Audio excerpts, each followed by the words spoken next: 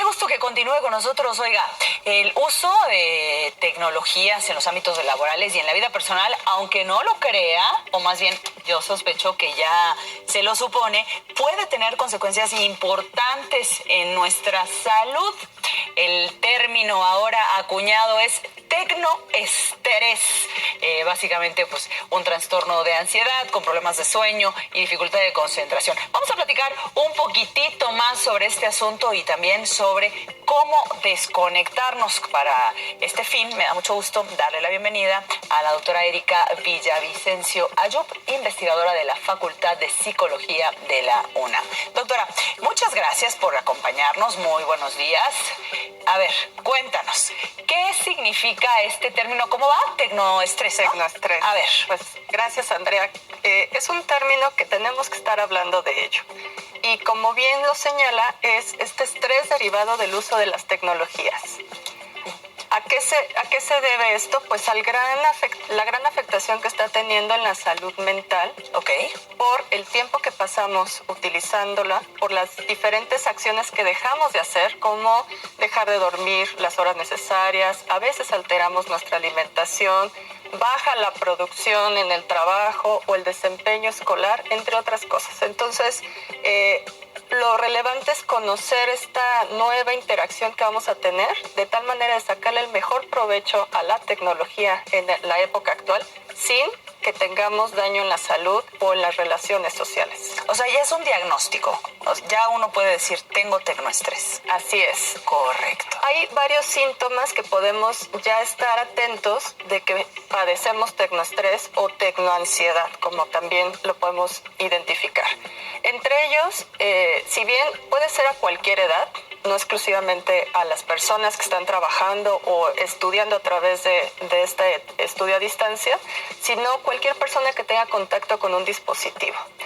Y lo principal es qué tanto tiempo estamos conectados. Esa es una medida en la que necesitamos conocer, porque en muchas ocasiones evitamos hacer otras actividades que van dañando, como la falta de sueño. Tenemos ya trastornos de obesidad, sabemos, en nuestra población, por tanto tiempo que estamos sentados usando la computadora o el medio de entretenimiento que generalmente está asociado a una tecnología. Vamos siendo personas más aisladas socialmente, y eso impacta no solamente en que disminuye la capacidad del lenguaje, sino también pues la tolerancia a la frustración. Hablamos, por ejemplo, los más pequeños con esta sensación de inmediatez, quieren que todo suceda, y entonces ante cualquier otro evento pues pueden reaccionar de manera violenta, etcétera, porque no está acostumbrado a esperar. O bien, si los papás le arrebatan la tecnología, pues tenemos escenas de drama, ¿no? Entonces, mira qué interesante, no estamos hablando necesariamente de redes sociales, estamos hablando de la tecnología en sí misma. ¿Hay grupos de edad identificados como más afectados, o es un asunto que afecta a toda la población? Mira, tan solo en nuestro país, para irnos ubicando un poco más, somos el 9º país a nivel mundial con más usuarios en Internet. Mira. Eso ya nos pone en un contexto particular, te está rondando en 98 millones de personas que lo usamos. Por ende, no hay una edad en particular, ¿no? Tenemos que ir viendo las generaciones y por ende haciendo estrategias específicas. Los que más tiempo pasamos conectados están entre los 24 y los 40 años, que por lógica puede ser que su actividad principal está asociada al uso de la tecnología, ¿no? Un trabajo, un estudio, etcétera. No obstante, hay 3 momentos básicos que la gente predomina utilizándolo, que es buscar información, medio de entretenimiento y comunicarse con los demás. Ok. Para buscar información, para entretenernos y para comunicarnos. Pues sí, es para lo que lo usamos, claro. Ahora, ¿qué pasa cuando ese uso excede y entonces ya empezamos a tener altos índices de depresión, sobre todo en los más jóvenes, ansiedad, afectaciones cognitivas, que eso es donde tenemos que poner atención, sobre todo en esta época inicial de la infancia, donde están desarrollando estos procesos madurativos, esta capacidad de interactuar y de establecer un equilibrio entre diferentes áreas para sacarle el mayor provecho a la tecnología sin que atente nuestro desarrollo como individuo. Sí, es que en realidad yo el otro día lo estaba pensando que venía con mi celular utilizando una de estas muchas aplicaciones de mapa, ¿no? Y doble a la derecha y a la izquierda y ya se atontó, señora, dé la vuelta y retorna. Hasta te corrigen incluso cuando te equivocas. Y me quedé sin pila en el celular. Y entonces me vi en la horrible necesidad de guiarme yo sola por el conocimiento que se supone que tengo de la ciudad en la que vivo y las calles que he recorrido toda mi vida. Además, pues mi juventud hace poquitos años, sin necesidad de un mapa. Y lo que me di cuenta es que he perdido mucho mi sentido de orientación. O sea, que ahora, como tengo la atención en la pantalla, viendo si a la derecha o a la izquierda, he perdido mucho sentido de orientación. Digamos, una cosa que me resultaba muy fácil, me costó un chorro de trabajo. Y justo me quedé pensando en eso, ¿no? En cómo, en los niños, por ejemplo, que nosotros veíamos tele y habían comerciales. Tenías que esperar a que volviera a empezar el capítulo. Ellos es así, ya, y si no cargan 2 segundos, es que ¿por qué no carga? Es la histeria total, ¿no? Y de ahí sí me hace sentido lo que me dices de que eventualmente ese uso de la tecnología pueda llevarnos a un lugar de mucho estrés. Claro, porque además ya no tenemos tolerancia a nada, ¿no? Todo tiene que, es un asunto de inmediatez y es un asunto de estoy aburrido. O sea, yo en el aeropuerto, pero me sorprende, todos estamos en el celular.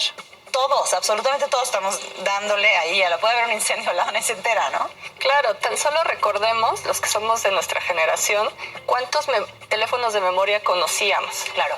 Y hoy en día te sabrás 1 o 2 y todos están depositados en el celular, ¿no? Justo platicaba con mi hijo pequeño sobre pues que ahora puede tener una aplicación para ver programas y le explicaba cómo era antes y me decía, mamá, ¿cómo? ¿La tele pasaba aunque estuviera apagada? Claro. ¿No? Entonces, este cambio de paradigmas creo que trae muchas virtudes y hay que reconocerlas. Hay muchas aplicaciones que te permiten aprender idiomas, conocer lugares, comunicarte con personas como lo vivimos hace unos años con la pandemia. No obstante, sí hay que poner atención en que esto no se vuelva un problema de salud mental. Cuidarnos. En cómo los niños van a aprender el uso, el control, la autorregulación a través del ejemplo que les demos nosotros. Si los papás estamos todo el tiempo conectados en las comidas, en las reuniones familiares, en las noches, pues eso es lo que el niño va a ir adquiriendo como algo normal y que, como bien sabes, pues todo esto te va produciendo estrés. Y el estrés ya nos tiene catalogados también a nivel mundial como el país más estresado. Entonces es un tema que hay que poner atención y hacer medidas que nos permite o nos llegue a permitir tener un poco más de estabilidad y bienestar. Habría que, ya cuando hablamos del país más estresado, creo que tenemos una serie de motivos más allá de la tecnología para los niveles de estrés que tristemente manejamos los mexicanos.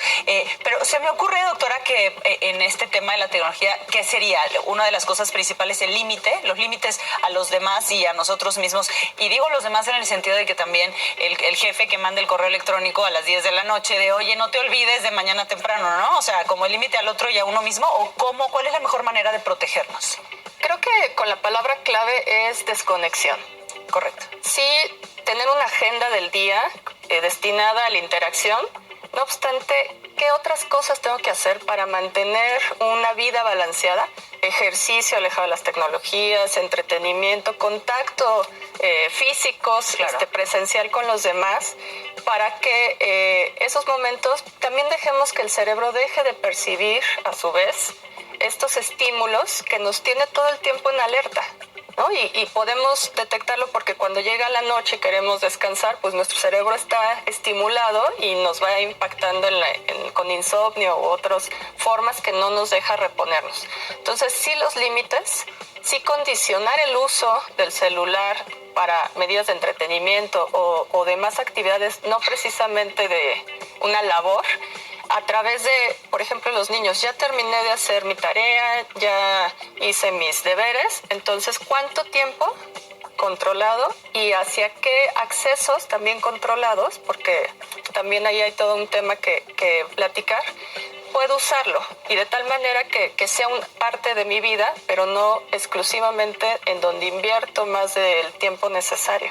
Fíjate que en ese sentido saldría un tema muy interesante que tiene que ver con que el otro día me contaban de algunas escuelas que ya no usan libros, ¿no? Ahora obligan a los papás, bueno, digamos, es un requisito comprar un iPad y entonces en el iPad les mandan los libros a los niños y las tareas. En otras palabras, el niño se la pasa frente a una pantalla, ya no existe el papel.